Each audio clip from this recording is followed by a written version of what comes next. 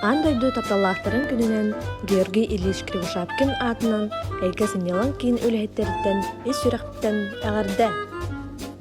Тапталлахтар күннерінен тәттік бері бітер күттіні ылалар Анна Эдуард Третьяковтар. Әйсен ағытығар таптал ден түгій? Таптал ден жол. Таптал ден келгенін кітірі бастығы, өйдігі, өйінсі. Өйінсі. Онлықта. Kim edde turarı? Kim elbağe ahırı? Kim öhürgehi? Kim elbaq kaçını barırı? Telefonu kim uhunnuk alararı?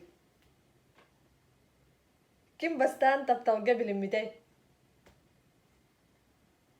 Kim televizor köraların bastan utuyarı? Kim bastan sılabıday?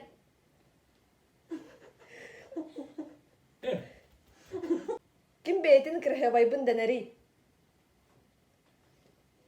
Kim utuyarın sebiliri? Kim elbette kinige ağarı? Kim külülaktik şutkaları?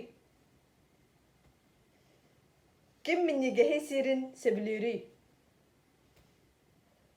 Kim elbettik mökküheri? Kıhırsan varan bastan kim elehäçini?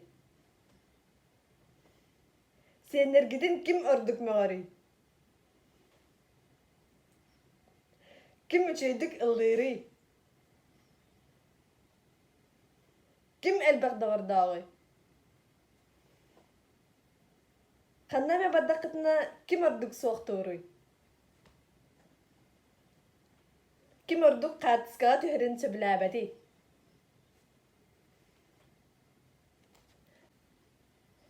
Manan aydıktar büt büttiler. Ustoqıtın söp. Kırtı vüketin ehin maqtabıdın deredi. Ona seme belaq bütün tutarabıd.